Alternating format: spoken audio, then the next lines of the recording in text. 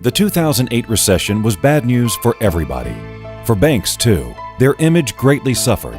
So how do you turn a bank's 100th birthday into more than just a celebration? We wanted it to be a turning point, the start of regaining public trust. We wanted to build trust by having people interact with the bank in a way that has been forgotten in the bright new digital era, by using tangible objects.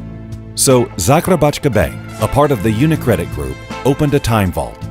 We invited people to leave their dearest objects with the bank for 100 years.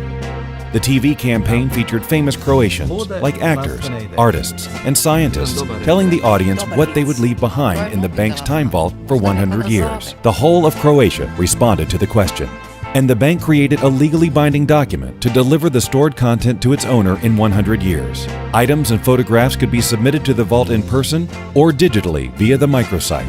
Thousands of items filled up the vault, each bearing a little piece of personal history. And there were a few pieces representing our nation's greatest moments. Ovo je fizički dokaz onome ko to otvori, vidi da se nešto tamo 1984. godine dešavalo.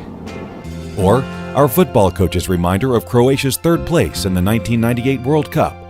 Nakon rata, gdje smo tražili svoj identitet, gdje smo tražili svoju afirmaciju.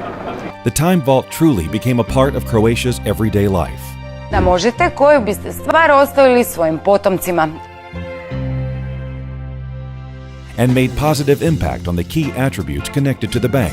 22% of non-clients said that they wanted to start doing business with the bank, and 39% of existing clients said that they wanted to expand their business with the bank. On September 8th, the vault was locked, and their timer was switched on, marking the end of a campaign that will long outlast its creators and will reappear in the distant future.